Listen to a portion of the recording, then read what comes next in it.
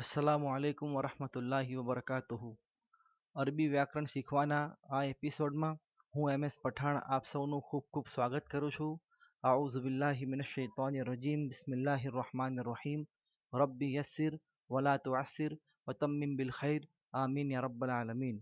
મિત્રો, આ ભાષા કુરાનની એપિસોડ નંબર 1માં આપણે અરેબિક ગ્રામરથી લગતા ઘણા બધા શબ્દોની ચર્ચા કરી હતી.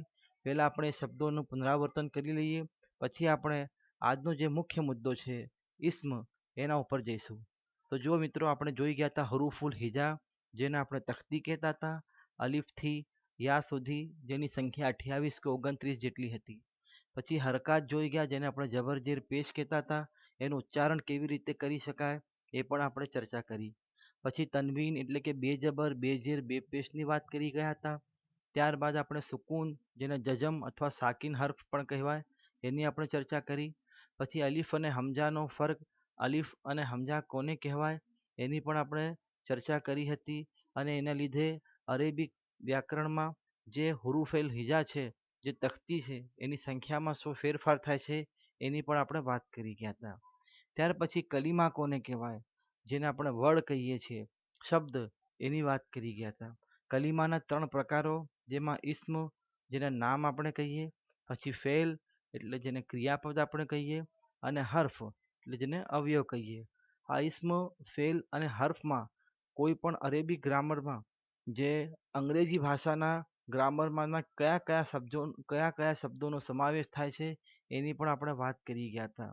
તો મિત્રો, આજે આપણે આમ તો ઇસ્મથી શરૂ કરવું છે, તો ચાલો આપણે અમુક જે પર્યાયવાચી શબ્દો છે એની વાત કરીને ઇસ્મ અને એની અંદર આવેલા બીજા ઘટકોની વાત કરીએ. સૌથી પહેલાં આપણે હુરુફે ઇલ્લત કોને કહેવાય, જેમ હરકાત જબરજેર પેશ છે, જેને આપણે ટૂંકા સ્વરો તરીકે ઓળખીએ છીએ, એને એવી રીતે હુરુફે ઇલ્લત, જેને આપણે લાંબા સ્વરો, દીર્ઘ સ્વરો તરીકે ઓળખીએ છીએ. અરેબિક ભાષામાં હરકાત એટલે કે જબર, ઝેર, પેશ જેવા ટૂંકા ઉચ્ચારણવાળા સ્વરો ઉપરાંત લાંબા ઉચ્ચારણો આપનારા સ્વરો અલીફ, વાવ અને યા પણ છે, જેને હુરુફે ઇલ્લત કહેવામાં આવે છે. અલીફ, વાવ અને યાને કોઈ પણ આપણે અક્ષર સાથે જોડીશું તો એનું ઉચ્ચારણ થોડું લાંબુ કરવું પડશે. જેમ કે અલીફ, અલીફ એ જબર પછી લખાય છે, જેને આપણે ગુજરાતીમાં કાના તરીકે ઓળખીએ છીએ. જેમ કે અહીંયા કા તલ, કાફ પછી તમે અલીફ જોઈ શકો છો, હે ને. જો અલીફ ન હોય તો એનો ઉચ્ચાર ક ત લ થાય, પણ અલીફને લીધે આ ક જે છે એનો લાંબો ઉચ્ચાર થશે, જેને આપણે કા ત લ કહીશું. એવી જ રીતે આનું આપણે કહીશું ના ક સ. બરાબર. તો આ અલીફ જે છે એ દીર્ઘ સ્વર તરીકે ઓળખાશે. પછી બીજો છે વાવ, જે પેશ પછી લખાય છે, જેનું ગુજરાતીમાં ઉચ્ચારણ દીર્ઘુ તરીકે થાય. જેમ કે અહીંયા જોઈ શકીએ છીએ યકુલુ.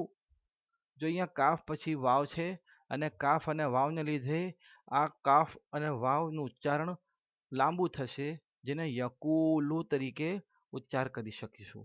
એવી જ રીતે તકુમુ, અહીંયા પણ જો કાફ પછી વાવ છે, તો આ કાફ પછી વાવને કુ નહીં કહીએ, આપણે થોડું ખેંચીશું, તકુમુ કહીશું.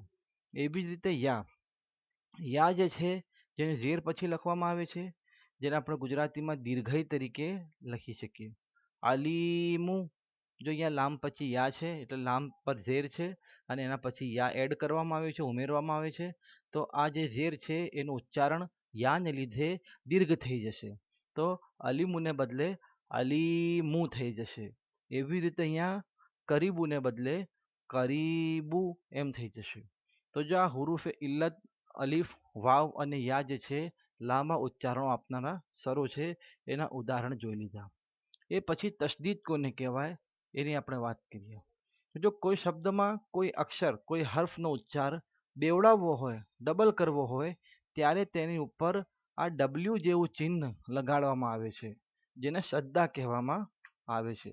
દાખલા તરીકે જો અહીંયા રા અને બા, રા પર જબર છે અને બા પર બે પેશ છે, તો રબૂન થાય. પણ આ બા ઉપર તમે તસદીદ જોઈ શકો છો, જેને લીધે આ બાનો ઉચ્ચાર બેવડા છે, આપણે રબ્બુન કહીશું. એવી જ રીતે અહીંયા લામ ઉપર તમે તસદીદ જોઈ શકો છો, જેને આપણે કહીશું અલ લઝી. એવી જ રીતે અલ્લાહુ. બરાબર. તો જો જે હર્ફ પર તશદીદ હોય એ હર્ફનો એ અક્ષરનો ઉચ્ચાર આપણે શું કરવું પડે? ડબલ કરવું પડે, બેવડાવવું પડે, જેને આપણે શ્રદ્ધા કહીએ. તો મિત્રો હવે આવે આજથી આપણે ઇસ્મ જે છે એ શરૂ કરવા જઈ રહ્યા છે. અરબી ભાષામાં આમ તો 3 જ કલીમાના પ્રકાર છે: ઇસ્મ, ફેલ અને હર્ફ. તો ઇસ્મની શરૂઆત આપણે આજથી કરીએ. ઇસ્મ કોને કહેવાય? તો જેને આપણે ગુજરાતીમાં નામ કહીએ, નાઉન કહીએ. અંગ્રેજી ભાષાના વ્યાકરણમાં એને નાઉન કહેવાય, અને સાદી ભાષામાં જેને આપણે વર્ડ કહીએ, એ બધું ઇસ્મમાં સમાવાય છે. જો અરબી ભાષામાં વપરાતા ઇસ્મ માટે એટલે કે નામ માટે 4 ઘટકોની બાબતોની સમજ હોવી ખૂબ જ જરૂરી છે. તેમના વગર આ ઇસ્મને એટલે આ નામને સમજી પણ શકાતો નથી અને તેનો વાક્યમાં પ્રયોગ પણ કરી શકાતો નથી. એટલે કોઈ પણ વર્ડ હોય અરબી ભાષાનો, એની માટે આપણે 4 બાબતો શીખીશું. એ 4 બાબતોનો ઉપયોગ કરીને જ આપણે એને અરબી ભાષામાં વાપરી શકીશું. કઈ કઈ 4 બાબતો છે? તો પેલી છે ઇસ્મનું મુઝક્કર એટલે કે પુરુષવાચક, કાં તો મુઅન્નસ એટલે કે સ્ત્રીવાચક હોવું, જેને આપણે જીન્સ કહીશું, એટલે કે નામની જાતિ. એટલે ઇસ્મ પુરુષવાચક છે કે સ્ત્રીવાચક છે. જેમ આપણે ગુજરાતીમાં પણ પુલ્લિંગ અને સ્ત્રીલિંગ હોય, એવી રીતે અરબીમાં એને મુઝક્કર એમ કે પુરુષવાચક અને મુઅન્નસ એટલે કે સ્ત્રીવાચક કહેવાય. એને આપણે જીન્સ કહીશું. પછી છે ઇસ્મનું વાહિદ એટલે કે એકવચન હોવું, મુસન્ના એટલે કે દ્વિવચન હોવું અને જમા એટલે કે બહુવચન હોવું, જેને આપણે અદદ કહીશું. જો આમ તો આપણે ગુજરાતીમાં એક વચન અને બહુવચન તો જોઈ ગયા છે, પણ અરેબિક ભાષામાં એક ત્રીજું પણ વચન છે જેને આપણે દ્વિવચન કહીએ છીએ, છે ને? તો એ આપણે અદદના વિડીયોમાં કવર કરીશું. પછી ત્રીજું છે ઇસ્મનું મારિફા હોવું એટલે કે ખાસ નામ હોવું કે નકીરા હોવું એટલે કે સામાન્ય નામ હોવું, જેને આપણે ઇસ્મની વુસઅત કહીશું, નામનો વિસ્તાર. છે ને? આ મુદ્દામાં આપણે જોઈશું કે મારિફા કોને કહેવાય. કોઈ વ્યક્તિ વિશેષનું નામ હોય એને આપણે મારિફા કહીએ, અને કોઈ સામાન્ય નામ હોય જેને આપણે નકીરા કહીએ. એવી જ રીતે કોઈ પણ ઇસ્મ જે છે કાં તો મરફૂ હોઈ શકે, કાં તો મનસૂબ હોઈ શકે, કાં તો મજરૂર હોઈ શકે, જેને આપણે ઇસ્મનો એરાબ અથવા તો વિભક્તિ કહીશું. તો આમ આપણે મુખ્ય ઇસ્મ સમજવા માટે આ 4 અલગ અલગ એના મુદ્દાને, પોઈન્ટને કવર કરવા પડે. જેમાં ઇસ્મની જીન્સ કરવી પડે, ઇસ્મનું અદદ કવર કરવું પડે, ઇસ્મની વુસઅત કવર કરવી પડે અને ઇસ્મનો એરાબ જોવો પડે. આજે આપણે ઇસ્મની જીન્સ કોને કહેવાય, એટલે કોઈ પણ વર્ડનો જાતિ કઈ છે અને એની જાતિ કેવી રીતે નક્કી થાય, એની ચર્ચા કરીશું. તો આ 4 મુદ્દા યાદ રાખજો: કલીમાના 3 પ્રકારો અને ઇસ્મમાં 4 અલગ અલગ બાબતો: ઇસ્મની જીન્સ, ઇસ્મની અદદ, ઇસ્મનો વસત અને ઇસ્મનો એરાબ. હવે આજે આપણે જો ઇસ્મની જીન્સ એટલે કે નામની જાતિ, જેન્ડર વિશે ચર્ચા કરીએ. ગુજરાતી અને અંગ્રેજી ભાષાની જેમ જ અરબી ભાષામાં પણ નામની જાતિના 2 જ પ્રકાર છે. એક છે મુઝક્કર, જેને આપણે પુરુષવાચક કહીએ, અને બીજું છે મુઅન્નસ, જેને આપણે સ્ત્રીવાચક કહીશું. જો મિત્રો અરબી ભાષામાં વપરાતા મોટાભાગના જે નામો છે એ મુઝક્કર જ ગણવામાં આવે છે. આપણે કહીએ કે આ ચોપડી મારી છે, આ પેન મારી છે ને, આ ગ્લાસ મારો છે. તો આપણે આમ ગુજરાતીમાં અમુક વાક્યો, અમુક શબ્દો આપણે પુરુષવાચક તરીકે વાપરીએ અને સ્ત્રીવાચક તરીકે વાપરીએ. અરબી ભાષામાં મોટાભાગના જે નામો છે, મોટાભાગના, જો અહીંયા નામનો મતલબ ઇસ્મ થશે. કોઈ વ્યક્તિનું નામ, કોઈ જગ્યાનું નામ, એ આપણે ઇસ્મ કોને કહેવાય પહેલા વિડીયોમાં જોઈ ગયા હતા. તો અરબી ભાષામાં વપરાતા મોટાભાગના નામો મુઝક્કર જ ગણવામાં આવે છે. ક્યાં સુધી? કે જ્યાં સુધી એનું મુઅન્નસ હોવું સાબિત ના થઈ જાય. એટલે જ્યાં સુધી આપણને ખબર ના હોય કે આ મુઅન્નસ છે, એને આપણે મુઝક્કર જ સ્વીકારીશું. હવે કેવી રીતે ખબર પડશે કે આ મુઅન્નસ છે કે કેમ? તો એના માટે આપણે અમુક બાબતોની ચર્ચા કરવાના છીએ. જો ઇસ્મ મુઝક્કર છે કે મુઅન્નસ છે તે નક્કી કરવું મુશ્કેલ છે, પણ જો આપણે ઇસ્મના મુઅન્નસ હોવામાં જે અમુક નિશાનીઓ રહેલી છે તેને સમજી લઈએ તો એ સિવાયના તમામ ઇસ્મ મુઝક્કર છે એમ ચોક્કસપણે કહી શકીશું. માટે હવે આપણે મુઅન્નસ ઇસ્મના જુદા જુદા પ્રકારો પર ચર્ચા કરીએ. એનો મતલબ એ થયો કે જે મુઝક્કર ઇસ્મ છે એટલે કે પુરુષવાચક છે, એમાં કોઈ નિશાની ચોક્કસ નથી, પણ મુઅન્નસ જે શબ્દો છે એમાં ચોક્કસ નિશાની રહેલી છે. અરેબિક ગ્રામર બનાવનારાઓએ ચોક્કસ નિશાની આપણને આપી છે. તો જો આપણે નિશાની સમજી લઈશું તો આપણને ખબર પડી જશે કે હા, આ ઇસ્મ તો મુઅન્નસ છે. એનો મતલબ એ ઇસ્મ સિવાયના બીજા બધા જ ઇસ્મો કેવા રહેશે? મુઝક્કર રહેશે. તો આમ મુઝક્કર કે મુઅન્નસ નક્કી કરવું મુશ્કેલ છે, પણ જો આપણે મુઅન્નસને ઓળખી જઈશું તો એ મુઅન્નસ સિવાય બધા જ શબ્દો, બધા જ ઇસ્મ એ મુઝક્કર છે, એ આપણે જઈશું. તો જો હવે આપણે મુઅન્નસના અલગ અલગ પ્રકારોની ચર્ચા કરીએ. સ્ત્રીવાચક નામના પ્રકારો. પહેલો પ્રકાર છે હકીકી મુઅન્નસ. મુઅન્નસ છે હકીકી. હકીકી એટલે એવા મુઅન્નસ, એવા નામો કે જેને આપણે નામ લેતા જ ખબર પડી જાય કે આ તો માદા જાતિ માટે જ વપરાય છે. જે નામો દેખીતી રીતે સ્ત્રી જાતિ માટે જ વપરાતા હોય અથવા તો સ્ત્રીઓ માટે ના જ હોય તેને આપણે હકીકી મુઅન્નસ તરીકે ઓળખીએ છીએ. ખૂબ જ સરળ છે. જેમ કે ઉમ્મુન. ઉમ્મુનનો મતલબ થાય માતા. બધાને જ ખબર છે માતા જે છે એ મુઅન્નસ જ હોય.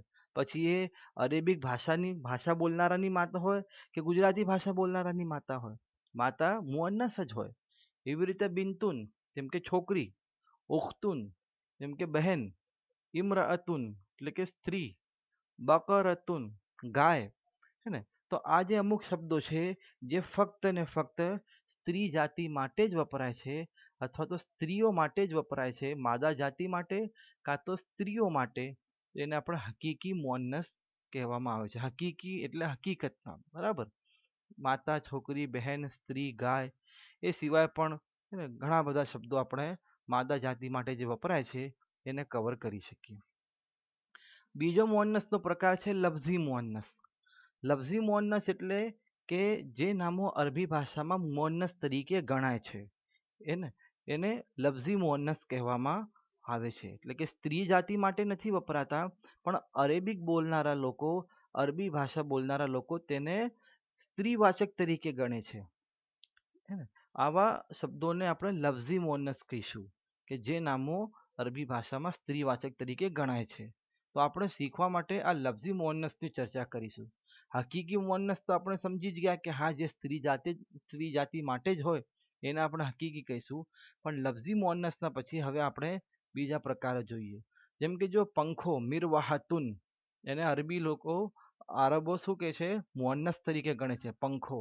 આપણે કહીએ કે મારો પંખો, પણ આરબો છે એને અરબી ભાષામાં ગણે છે, એને સ્ત્રીવાચક તરીકે ગણે છે. એવી રીતે સૂર્ય, આપણે સૂર્યને પુરુષવાચક તરીકે ગણીએ છીએ કે સૂર્ય ચમકે છે, સૂર્ય ઉગ્યો છે, આથમ્યો છે, પણ આરબો એને સ્ત્રીવાચક તરીકે ગણે છે. એવી રીતે ઝિકરા છે, જેને સલાહ કહીએ, સહરા છે, રણ કહીએ, હુસ્ના છે, સૌથી સારી. તો આ જે શબ્દો છે એની કોઈ જે છે આમ કોઈ માદા જાતિમાંના કોઈ શબ્દો નથી, પણ આરબો આને સ્ત્રીવાચક તરીકે ગણે છે, જેથી એને લફઝી મુઅન્નસ કહેવામાં આવે છે. હવે આપણે આ લફઝી મુઅન્નસના પ્રકારો જોઈશું. એમાં અમુક ઘણી બધી નિશાનીઓ રહેલી છે. આ નિશાનીઓ પરથી આપણને ખબર પડી જશે કે આ જે છે મુઅન્નસ જ છે, એટલે સ્ત્રીવાચક જ છે. તો હવે ચાલો આપણે લફઝી મુઅન્નસની વાત કરીએ. લફઝી મુઅન્નસના ઘણા બધા પ્રકારો પાડવામાં આવ્યા છે. એમાંનો પહેલો પ્રકાર છે અલામતી કયાસી મુઅન્નસ. અલામતનો મતલબ તમને ખબર જ હશે, નિશાની. કયાસી એટલે આપણે કોઈ વસ્તુની આપણે આગાહી કરી શકીએ. અલામતી મુઅન્નસ એ એવા લફઝી મુઅન્નસ છે જેમાં મુઅન્નસ એટલે કે સ્ત્રીવાચક શબ્દોની કોઈને કોઈ નિશાની એટલે કે અલામત જોવા મળતી હોય. શબ્દોને જોઈને તમે એની ચોક્કસ નિશાની જો ખબર હોય તો તરત જોતા જ તમે કહી શકશો કે આ શબ્દ તો મુઅન્નસ છે, એટલે કે સ્ત્રીવાચક જ છે. જેમ કે ગુરફતુન. ગુરફતુન ઓરડો, જેને આપણે ગુજરાતીમાં કહીએ, અરબી ભાષામાં એ મુઅન્નસ તરીકે વપરાય છે. નાફિઝતુન, જેને આપણે બારી કહીએ, એ મુઅન્નસ વપરાય છે. સફરા, જેને પીળો રંગ. આમયા, જેમ કે પ્રજ્ઞાચક્ષુ આંધળી, સ્ત્રી માટે વપરાય છે. કુબરા સૌથી મોટી, ઉઝમા સૌથી મહાન. તો આ જે શબ્દો છે ને, આ શબ્દોની અંદર અમુક નિશાનીઓ રહેલી છે, જેને લીધે આવા શબ્દોને આપણે અલામતી મુઅન્નસ કહીશું. આ તમામે તમામ શબ્દો મુઅન્નસ જ ના જ છે. હવે કઈ કઈ અલામત છે જો, તો અલામાત મુઅન્નસ એટલે કે મુઅન્નસની અલામાતો, નિશાનીઓ. પહેલી છે તા પર બે પેશ, જેને આપણે કહીએ તા મરબૂતા. જો અહીંયા લાઈન મૂકી છે એનો મતલબ આગળ શબ્દ હોય અને શબ્દના છેડા પર તા અને એની ઉપર બે પેશ હોય, ગોલતા જેને કહીએ. તો આ ગોલતા વાળા શબ્દો મોટા ભાગના શબ્દો મુઅન્નસ જ હોય. જેમ કે જો આપણે જોઈ શકીએ છીએ ગોરફતુન, આ તાની પાછળ જે બે પેશ દેખાય છે તો ગુરફતુન ગોલતા વાળા શબ્દો એ મુઅન્નસ ગણાશે. નાફિઝતુન, અહીંયા પણ જો તા અને બે પેશ દેખાય છે તો આ પહેલી નિશાની યાદ રાખજો. તા ઉપર બે પેશ અને તા આવશે છેડા પર, ગોલતા. હર્ફના અંતે તા અને એની ઉપર બે પેશ. પછી બીજી નિશાની છે હર્ફના અંતે અલીફ હોય અને હમઝા પછી પેશ હોય, જેને કહીએ આપણે અલીફ મમદૂદા. જો અહીંયા બીજું ઉદાહરણ જોઈએ, સફરાઉ. તો અહીંયા આપણે છેલ્લે જોઈશું તો તમને એક અલીફ પણ દેખાશે અને હમઝા ઉપર પેશ દેખાશે. તો આ નિશાની જે છે આપણે યાદ રાખીશું. અલીફ મમદૂદા જે અક્ષરના અંતે હોય એ અક્ષર પણ મોટા ભાગે કેવા હશે? મુઅન્નસ જ હશે. આમયા તો અમયા જે છે એની ઉપર પણ જો અહીંયા અલીફ દેખાય છે અને હમઝા ઉપર પેશ દેખાય છે તો આ અલીફ મમદૂદા હોવાથી આ બે શબ્દો પણ મુઅન્નસ ગણાશે. એવી રીતે ત્રીજી અલામત છે અલીફ મકસૂરા. અલીફ મકસૂરા એટલે હર્ફના છેલ્લા શબ્દની પહેલા શબ્દો પર ખડા જબર એટલે ને, અને પછી છેલ્લે યા હોય. જેમ કે અહીંયા આપણે જોઈ શકીએ છીએ કુબરા, છેલ્લો શબ્દ યા છે એની પહેલાનો શબ્દ એટલે કે છેલ્લેથી બીજો શબ્દ રા ઉપર તમે જોઈ શકો છો ખડા જબર છે અને એના પછી યા છે તો કુબરા. તો આ ખડા જબર અને યા એ બીજી નિશાની થઈ ગઈ શેના માટે? મુઅન્નસ માટે. એવી રીતે ઉઝમા પણ જોઈ શકીએ છીએ આપણે. અહીંયા ઉઝમામાં છેલ્લેથી બીજા અક્ષર મીમ પર ખડા જબર અને યા છે, તો જેની ઉપર ખડા જબર અને યા છેલ્લે હોય એને આપણે મુઅન્નસ ગણીશું. તો આમ જો અહીંયા ગુરફતુન અને નાફિઝતુન ગોલતા હોવાથી મુઅન્નસ છે, સફરા અને અમિયા અલીફ મમદૂદા હોવાથી મુઅન્નસ છે, અને કુબરા અને ઉઝમા અલીફ મકસૂરા હોવાથી મુઅન્નસ છે. તો આ ત્રણ નિશાનીવાળા જે ઇસ્મ આપણને દેખાય, જે નામ આપણને દેખાય એ બધા જ નામો કેવા હશે? લફઝી મુઅન્નસ એટલે કે અલામતી મુઅન્નસના હશે. જો તા મરબૂતા એટલે કે તાની ઉપર બે પેશ ગોલતા એ સૌથી વધારે વપરાતી અલામત છે. મોટા ભાગના જે પણ નામ આપણે રાખીએ છીએ એને એ બધાની પાછળ ખદીજા તમે નામ સાંભળો, આયશા તમે નામ સાંભળ્યું હશે, તો મોટા ભાગના નામોની પાછળ ગોલતા જ વપરાય છે. બકરતુન એટલે ઘણા બધા નામો અરેબિક ભાષામાં એવા છે જેની પાછળ ગોલતા વપરાય છે. એટલે સૌથી વધારે કોમન જે નિશાની છે એ તા મરબૂતા ગોલતા છે. હવે બીજો પ્રકાર જોઈએ સમાઈ મુઅન્નસ. પહેલો પ્રકાર હતો અલામતી મુઅન્નસ અને બીજો પ્રકાર છે સમાઈ મુઅન્નસ. સમાઈ સમાઅતથી એટલે કે સાંભળવાથી નામ આવ્યું છે. સમાઈ મુઅન્નસ એ લફઝી મુઅન્નસનો એવો પ્રકાર છે જેને આરબો સ્ત્રીવાચક તરીકે તો ગણે છે પણ તેવા નામોને અંતે મુઅન્નસની કોઈ નિશાની જોવા મળતી નથી. એટલે કે અરબી ભાષાના લોકો જે છે એ પોતાના પૂર્વજો પાસેથી આ શબ્દોને પહેલાથી જ મુઅન્નસ તરીકે સાંભળતા આવ્યા છે, જેથી એને સમાઈ મુઅન્નસ કીધું છે કે અમે આ શબ્દોને મુઅન્નસ તરીકે જ અમારા વડીલો પાસેથી સાંભળ્યા હતા. બરાબર. તો આ શબ્દોની અંદર કોઈ નિશાની આપણને નહીં મળે પણ આપણા જે છે બીજા ઘણા બધા જે ગ્રામર રચનારા વિદ્વાનો છે એમના દ્વારા એક ગ્રુપિંગ બનાવવામાં આવ્યું છે.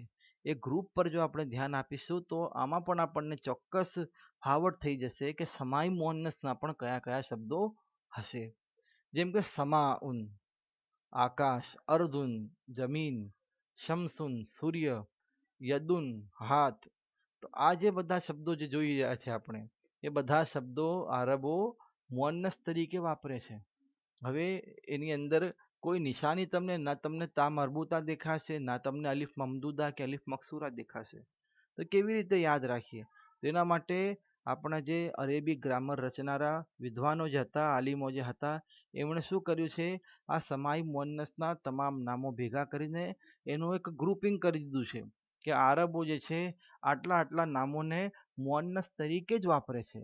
તો એ આપણે ગ્રુપિંગ જોઈ લઈએ, એના પરથી પણ આપણને એક પ્રકારનો ખ્યાલ આઈડિયા આવી જશે કે કયા કયા નામોને સમાય મુઅન્નસમાં રાખવા. જેમ કે હવાના નામ. હવાના જેટલા પણ નામ કુરાનમાં વાપરવામાં આવ્યા છે અને એ સિવાય પણ જે હવાના નામો છે એ બધા નામો અરબો મુઅન્નસ તરીકે સ્ત્રીવાચક તરીકે વાપરે છે. જેમ કે રીહુન, સરસરુન, બાદુન, સમૂમુન, સબા. એ સિવાય પણ ઘણા બધા નામો તો હવાના નામ એ મુઅન્નસ તરીકે. પછી શરાબના નામ પણ આરબો મુઅન્નસ તરીકે વાપરે છે. જેમ કે ખમરુન, ખરતુમુન. ખમરુન કુરાનમાં પણ આવ્યું છે. એવી રીતે આગના જે નામ છે, આગના નામ પણ આરબો મુઅન્નસ તરીકે વાપરે છે. જેમ કે નારુન, જહન્નમુ, જહીમુન, સઈરુન, સકરુન. આ બધા નામો પણ આગના નામમાં સમાવાય અને આરબો એને મુઅન્નસ તરીકે વાપરે. શહેરો અને દેશના નામ મક્કતુ, મિસ્રુ, કુરૈશુ, બાબીલુ, કુવૈતુ. તો આ જે બધા શહેરોના નામ છે, કોઈ વસ્તીના નામ હોય જેમ કે કુરૈશ કોઈ સમાજનું નામ છે, કુવૈત કોઈ દેશનું નામ છે. તો આ જે છે આ શહેરો અને દેશના નામ પણ આરબો મુઅન્નસ તરીકે વાપરે છે. એવી રીતે શરીરના જોડીમાં આવતા અંગો, એવા અંગો જે આપણા શરીરમાં બે બે છે, જોડીમાં છે. અપવાદ તરીકે એક ભ્રમરને કાઢી નાખીએ એ સિવાય મોટાભાગના જેટલા પણ શરીરમાં જોડીમાં આવતા અંગો છે, આરબો એ બધા અંગોને મુઅન્નસ એટલે કે સ્ત્રીવાચક ગણે છે. જેમ કે યદુન હાથ જેને કહીએ, કદમુન પગ કહીએ, ઉઝુનુન કાન જેને આપણે કહીએ, ઐનુન આંખો, રુકબતુન ઘૂંટણ. તો આ બધા જ જે છે અંગો જે જોડીમાં આવે છે એ તમામ અંગોને આપણે મુઅન્નસ તરીકે ગણીશું. એ સિવાય પણ અમુક એવા નામ છે જે આ 5 કેટેગરીમાં સમાવ્યા નથી, એને આપણે મુતફર્રિક અસ્મા કહીશું. મુતફર્રિક અસ્મા અમુક ચોક્કસ નામ છે જેને આપણે યાદ રાખવા જ પડશે. એ યાદ રાખીને આપણે એને મુઅન્નસ હોવાની સાબિતી સમજીશું. જેમ કે સમાઉન, અર્ધુન, શમસુન, નફસુન, દારુન, હરબુન, બિરુન, પછી ફરીથી નફસુન, આસન, આસા. તો આ બધા નામો જે છે, સમા એટલે આસમાન, આકાશ, અર્જુન જમીન, શમસુન સૂર્ય, નફ્સ એટલે કે રૂહ આત્મા, દાર એટલે દરવાજો, દારને આપણે ઘર કહીએ, ઘર દારૂન એટલે ઘર, હર્બ એટલે કે લડાઈ, બિરુન એટલે કૂવો, પછી અસા એટલે લાકડી. તો આ અમુક જે નામો છે જેને આપણે આ 5 કેટેગરીમાં સમાઈ નહીં શક્યા એને મુતફર્રિક અસ્મામાં રાખીએ છીએ. તો જો મિત્રો, હવાના, શરાબના, આગના, શહેર અને દેશના, શરીરમાં આવતા જોડીમાંના અંગો અને મુતફર્રિક અસ્મા, આ જે નામ છે, આ નામ જો આપણને મળી જાય તો એ મુઅન્નસ છે. એ સિવાયના તમામ જે ઇસ્મ છે એ મુઝક્કર આપણે ગણીશું. અને અપવાદ માટે આપણે હંમેશા તૈયાર રહીશું.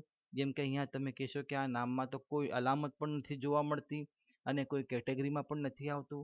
તો અરેબિક ગ્રામરમાં અમુક શબ્દો આપણે પ્રેક્ટિસથી જેમ જેમ આપણે એનો ગ્રામરમાં ઉપયોગ કરીશું, કુરાન વાંચીશું ને ત્યારે એને જોઈશું તો ઓટોમેટિક આપણને ખબર પડી જ જશે કે અહીંયા આ ઇસ્મનો ઉપયોગ મુઅન્નસ તરીકે કરવામાં આવ્યો છે. હવે આપણે જોઈએ કોઈ પણ લફ્ઝ જે મુઝક્કર આપેલું હોય તો એને મુઅન્નસ કેવી રીતે બનાવવું, જેને આપણે તાનીસ કહીએ છીએ.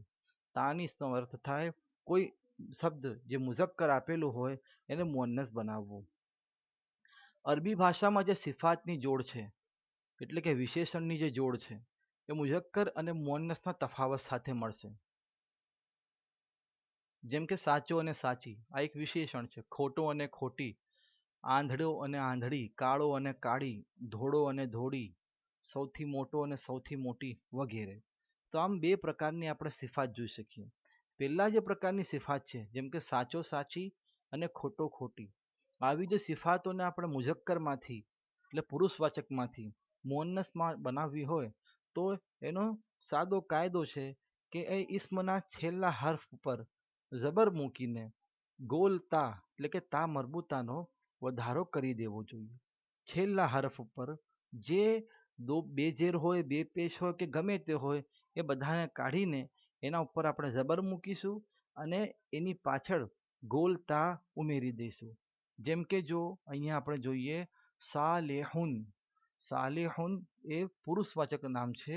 સાલેહુન એને આપણે સ્ત્રીવાચક કરીએ. સાલે એટલે કે સારો, એને આપણે કહીએ સાલેહતુન.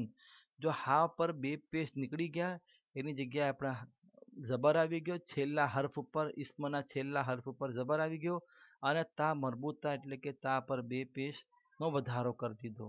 તો સાલિહુનથી સાલિહતુન. આ સાલે એ પુરુષવાચક માટે અને સાલિહતુન એ સ્ત્રીવાચક માટે, કે સારો પુરુષ અને સારી સ્ત્રી. હસનુન. હસનુનથી હસનતુન. જો નૂન પર બે પેશને કાઢીને એની જગ્યાએ જબર મૂકીશું અને પાછળ ગોલતાનો વધારો કરી દઈશું. હસનુન એટલે સુંદર, હસનતુન સુંદર સ્ત્રી, સુંદર પુરુષ, સુંદર સ્ત્રી. મુસ્લિમુન અને મુસ્લિમતુન. તો મુસ્લિમુન એટલે મુસ્લિમ પુરુષ અને મુસ્લિમતુન એટલે મુસ્લિમ સ્ત્રી. તો જે સિફત હોય એને આપણે સરળતાથી ગોલતા અને જબરનો વધારો કરીને મુઝક્કરમાંથી મુઅન્નસમાં ફેરવી શકીએ છીએ. એ સિવાય જો આપણે આ જ નિયમથી બીજા નામોને પણ મુઝક્કરમાંથી મુઅન્નસમાં બનાવી શકીએ. કયા કયા નામો છે? જેમ કે જો ઉસ્તાઝ. ઉસ્તાદથી ઉસ્તાઝતુન. પછી તિલમીઝુન. તિલમીઝુનથી તિલમીઝતુન. તિફલુન. તિફલુનથી તિફલતુન. તાલિબુન. તાલિબુનથી તાલિબતુન. મુઅલ્લિમુન. તો મુઅલ્લિમુનથી મુઅલ્લિમતુન. તબીબુન. તો તબીબુનથી તબીબતુન. ઇબ્નુન. તો ઇબ્નુનથી ઇબ્નતુન. બરાબર. તો ખૂબ સરળ આ તાનીસનો નિયમ છે. ખાલી આપણે જબર અને ગોલતાનો વધારો કરી દઈશું. પણ જે બીજા પ્રકારની સફાત છે, જેમાં આપણે આગળ જોઈ ગયા આંધળો અને આંધળી, કાળો અને કાળી, ધોળો અને ધોળી, સૌથી મોટો અને સૌથી મોટી, આ સિફાતને કેવી રીતે મુઅન્નસમાં આપણે કન્વર્ટ કરીશું એની ઇન્શાઅલ્લાહ અંતિમ ભાગમાં વિસ્તૃત ચર્ચા કરીશું. તો જો મિત્રો આ એક આપણી પાસે ફ્લો ચાર્ટ છે, જેમાં તમને તરત ખબર પડી જશે કે કોઈ ઇસ્મ મુઅન્નસ છે એને કેવી રીતે ઓળખી શકીએ. જો ઇસ્મ કાં તો હકીકી મુઅન્નસ હોય કાં તો લફઝી મુઅન્નસ હોય. હકીકી મુઅન્નસમાં સ્ત્રીઓના નામ અને સ્ત્રી જાતિઓના નામ, સ્ત્રીઓના નામ જે આપણે અરબી ભાષામાં સ્ત્રીઓના નામ જે હોય અને આપણી આસપાસના જેટલા પણ સ્ત્રીઓના નામ છે બધા જ મુઅન્નસ હકીકી ગણાશે. જેમ કે ઉમ્મુન છે, બિન્તુન છે, ઉખ્તુન છે, ઇમરાતુન છે, એ બધા સ્ત્રીઓના નામ છે. માં છે, બહેન છે, અને સ્ત્રી છે, પછી પત્ની છે, એ બધા દીકરી છે. અને સ્ત્રી જાતિના જે નામ છે, જેમ કે બકરતુન ગાય, એવી રીતે બકરી, એવી રીતે બીજી જેટલા પણ જેટલી પણ સ્ત્રી જાતિમાં સમાવેશ થાય એ બધા જ નામો મુઅન્નસે હકીકીમાં આવશે. એ સિવાય બીજું છે મુઅન્નસે લફઝી. મુઅન્નસે લફઝી એટલે કે જે હકીકી ના હોય અને જેને બોલવાથી ખબર પડે. આરબો જેને સ્ત્રીવાચક તરીકે ગણે છે. એમાં બે પ્રકાર છે, મુઅન્નસે કયાસી એટલે કે અલામતી મુઅન્નસ અને સમાઈ મુઅન્નસ. અલામતી કોને કહેવાય? તો જેમાં અલામત હોય ગોલતા, અલીફ મમદૂદા, અલીફ મકસૂરા. અને સમાઈ મુઅન્નસના 6 ગ્રુપ છે. હવાના નામ, શરાબના નામ, આગના નામ, શહેર અને દેશના નામ, આપણા શરીરમાં જે જોડીમાં આવતા અંગો છે, અને મુતફરિક અસ્મા. તો હવે જો તમારી પાસે કોઈ પણ ઇસ્મ આપવામાં આવે તો તમે આ ચાર્ટની અંદર વારાફરતી બધા અલગ અલગ બ્રેકેટમાં મૂકીને જોઈ લો કે આમાં સેટ થાય છે, આમાં સેટ થાય છે, આમાં સેટ થાય છે, પછી આ 6માંથી કોઈમાં સેટ થાય છે. જો 6માંથી કોઈમાં સેટ થતું હોય તો સમજવાનું કે હા એ ઇસ્મ મુઅન્નસ છે. ને જો આ બધા જ કેટેગરીમાં એ ઇસ્મ સેટ ન થતો હોય, સમાવાઈ ના શકતો હોય, તો આપણે પછી એ ઇસ્મને મુઝક્કર ગણીશું. અને હા ખાસ યાદ રાખજો, પ્રેક્ટિસ કરવાથી જ ખબર પડશે. વધારે પ્રેક્ટિસ કરીશું તો વધારે આપણને ખ્યાલ રહેશે કે આ ઇસ્મ મુઝક્કર છે કે મુઅન્નસ છે.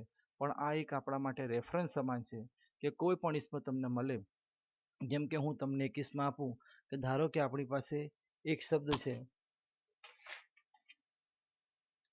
કિતાબુન. હવે કિતાબુન જે શબ્દ છે એ કિતાબુન આમાંથી શેમાં આવશે? તો પહેલા આપણે જોઈએ કે શું એ સ્ત્રી જાતિ છે? ના. સ્ત્રીઓનું નામ છે? ના. શું અલામતી છે? એમાં ગોલતા છે કિતાબુનમાં? ના, કિતાબુનમાં ગોલતા નથી. અલીફ મમદૂદા પણ નથી, અલીફ મકસૂરા પણ નથી. એટલે આમાં પણ નથી, આ સ્ત્રીઓના નામમાં પણ નથી, મોહનસ એ કયાસીમાં પણ નથી. હવે કિતાબુના આમાં ચેક કરીએ. હવાનું નામ છે? ના. શરાબનું નામ છે? ના. આગનું નામ છે? ના ના. શહેર અને દેશનું નામ છે? ના. શરીરમાં જોડીમાં આવતા અંગ છે? ના. મુતફરી કસ્મામાં જે છે, જે મુતફરી કસ્માના તમને નામ આપ્યા હતા એમાં આવે છે કિતાબ? ના. એટલે કિતાબ આમાંથી કોઈમાં પણ સેટ થતું નથી. તેથી આપણે કહીશું કે કિતાબ શું છે? તો કિતાબ મુઝક્કર છે, મુઅન્નસ નથી. ખબર પડી? તો આવી રીતે જે ઇસ્મ તમારી પાસે આવે આ ફ્લો ચાર્ટની અંદર તમે એને સેટ કરતા જાઓ. જેમાં એ સેટ થઈ જાય તો એ જ મુઅન્નસ હશે, સ્ત્રી જાતિ હશે. અધરવાઇઝ એને આપણે પુરુષ જાતિ તરીકે જ ગણીશું. તો જો અહીંયા આપણે મુઝક્કર અને મુઅન્નસના તમામ જે નિયમો હતા એ જોઈ લીધા.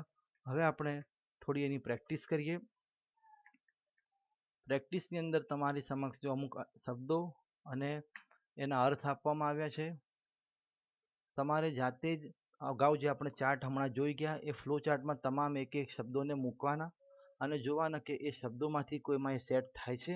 જો સેટ થતું હોય તો પછી એને મુઝક્કર ગણજો, અને સેટ ન થતું હોય તો પછી સેટ થતું હોય તો એને મુઅન્નસ આપણે સ્ત્રીવાચક ગણીશું, ને ના થતું હોય તો બધા શબ્દો મુઅન્નસ હશે.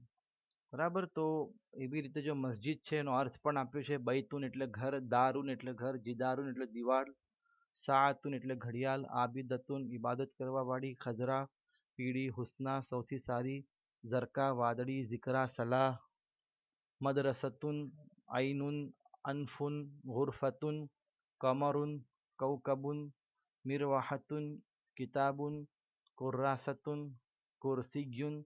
આ બધા શબ્દોનું તમે પ્રેક્ટિસ કરજો. મુઝક્કર છે કે મુઅન્નસ એ નક્કી કરજો. એ સિવાય પણ અમુક શબ્દો આપણે બીજા પણ જોઈએ. જો ઝૈનબુ, મિફ્તાહુન, સૈયારતુન, બાબુન, શુબ્બાકુન, રાસુન, લિસાનુન, નાફિઝતુન, રજુલુન, ઇમરાઅતુન, ફાતિમતુ, ઉમરુ, ઉસામા, અલ્લામા, ખલીફા. હવે જો અહીંયા આપણે જોશું તો અહીંયા તમારી સમક્ષ જે છે ઉસામતુ. અહીંયા આપણે જોઈએ તો જો અહીંયા આ શબ્દમાં ગોલતા આવી છે. હવે તમે કહેશો કે આ ગોલતા છે તો એને તો આપણે જે કયાસી મુઅન્નસ છે, અલામતી મુઅન્નસ, એની અંદર લઈ લઈશું. પણ અહીંયા એક અપવાદ એવું છે કે જે શબ્દો અરેબિક ભાષામાં પછી પુરુષો તરીકે વપરાઈ રહ્યા છે એને ભલે શબ્દ સ્ત્રીવાચક હશે પણ એનો ઉપયોગ આપણે પુરુષવાચક તરીકે કહીશું. જેમ કે હમઝા છે તો હમઝાની પાછળ પણ ગોલતા છે, હે ને? તો એને આપણે પુરુષ સ્ત્રીવાચક તરીકે નહીં ગણીએ. ભલે એ નામ સ્ત્રીવાચક છે, એની અંદર અલામત છે, પણ હવે એ વપરાશ તેમાં થઈ રહ્યો છે પુરુષ તરીકે, તો એને આપણે પુરુષવાચક ગણીશું. ઉસામાની અંદર અલામત તો આપણને દેખાય છે સ્ત્રીવાચકની, પણ એનો ઉપયોગ આપણે પુરુષવાચક તરીકે કરતા થઈ ગયા. એટલે ઉસામા પણ પુરુષવાચક જ ગણાશે. એવી રીતે અલ્લામા ખૂબ જ જ્ઞાન ધરાવનાર, ભલે અલ્લામા છે, ગોલતા છે, પણ એને આપણે પુરુષવાચકમાં જ લઈશું. એવી રીતે ખલીફા ને એવા ઘણા બધા નામો છે જેની અંદર ગોલતા તમને દેખાશે. ઉસામા, હે ને? ઘણા બધા નામ છે. તો એ બધા નામની અંદર ભલે ગોલતા હોય પણ જો પુરુષો તરીકે પુરુષમાં એનો ઉપયોગ રેગ્યુલર થઈ ગયો, વપરાશમાં આવી ગયો છે, તો એને આપણે પુરુષવાચક તરીકે જ ગણીશું. હવે બીજો જો આપણે બીજી તમારા માટે એક એક્સરસાઇઝ છે. એવા મુઝક્કર ઇસ્મ તમને અહીંયા આપવામાં આવ્યા છે.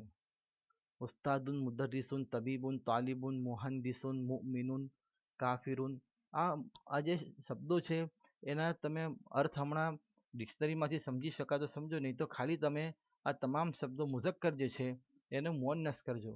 તાનીસનો તમને કાયદો જે શીખવાડવામાં આવ્યો હતો કે છેલ્લા હર્ફ પર જબર આપીને ગોલતાનો વધારો કરવો. ઉસ્તાઝુનથી ઉસ્તાઝતુન. એવી રીતે મુદર્રિસુન, તબીબુન, તાલિબુન, મુહંદિસુન, મુમિનુન, કાફિરુન, મુસ્લિમુન, મુનાફિકુન, સાદિકુન, જદીદુન, આલિમુન, ખબીસુન, જાલિસુન, જાહિલુન, કબીરુન, કરીબુન, તય્યિબુન, સગીરુન, હાદિરુન. તો આ બધા શબ્દો મુઝક્કર શબ્દો છે, એને તમે મુઅન્નસમાં કરજો તાનીસનો કાયદો વાપરીને. તો મિત્રો, આજના વિડીયોમાં અલ્લાહના શુકરથી આપણે અરેબિક ભાષાના ઇસ્મમાં જીન્સથી લાગતી વળગતી જેટલી પણ બાબતો હતી, મુઅન્નસ અને મુઝક્કર ઇસ્મથી રિલેટેડ, એ તમામ બાબતોની ચર્ચા કરી છે. આ વિડીયોની અંદર આપણે તાનીસ, અને જીન્સનો તમામ મુદ્દો મોટાભાગના મુદ્દા કવર કરી લીધા છે. આ વિડીયો છેક સુધી જોવા બદલ આપ સૌનો ખૂબ ખૂબ આભાર.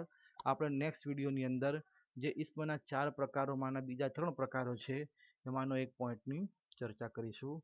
ત્યાં સુધી અસ્સલામુ અલૈકુમ વરહમતુલ્લાહિ વબરકાતુહુ.